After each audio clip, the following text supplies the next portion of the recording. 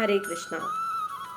Bhagavad Gita 5th chapter कर्म योग, कृष्ण भावना भावित कर्म। 3rd चैप्टर में भी हमने कर्म योग पढ़ा था। अब हम पढ़ेंगे कृष्ण भावना भावित कर्म। 3rd चैप्टर में था कि कर्म करो, फल की इच्छा मत करो। अब इस चैप्टर में है कि अपना कर्म कैसे करें, भगवान को याद करते हुए कैसे अपने सभी कार्य करें। सात्विक भोजन बनाएं, उसके बाद प्रभु को भोग लगाएं, उसके बाद ही पाएं तो वो प्रसाद बन जाता है। अब अपनी लाइफ को रेगुलेट कैसे करें, एक फॉर्मूले के साथ। ABCD। A फॉर एसोसिएशन, मतलब सत्संग, अच्छे लोगों का संग कैसे करें। B फॉर बुक्स, ग्रंथ पढ़िए, श्रीमद् भागवतम पढ़िए, भगवद गीता पढ़िए, और भी बहुत सारे ग्रंथ हैं। C फॉर चैंटिंग, ज़्यादा से ज़्यादा भगवान के नाम का जप करिए। D फॉर डाइट, आहार कैसा लें, सात्विक भोजन करें। अब भगवान कहते हैं कि जो लोग अच्छे कर्म करते हैं वो सभी को प्रिय होते हैं।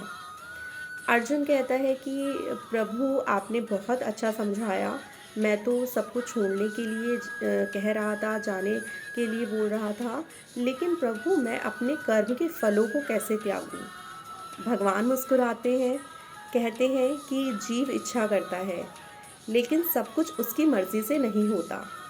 जो आध्यात्म जीवन का पालन करता है वो ज्ञानी होता है। अर्जुन कहता है कि भगवान से कि प्रभु भौतिक जीवन में रहते हुए हम शांति को कैसे प्राप्त करें।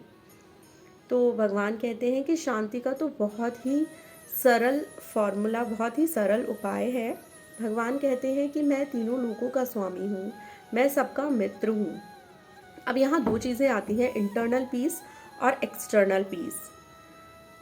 खाली हाथ इंसान आता है और खाली हाथ चला जाता है। जन्म और मृत्यु के बीच में इंसान बहुत सारी चीज़ों से आसक्ति कर बैठता है। वह भूल जाता है कि उसके जीवन का उद्देश्य क्या है।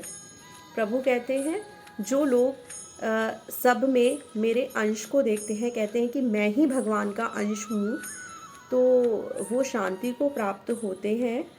और जो यह जान लेता है वो ज्ञानी है, और ऐसे ही अपना जीवन व्यतीत करें, कृष्ण भावना भावित, कृष्ण भगवान कृष्ण की सेवा करते हुए अपने जीवन को जिए।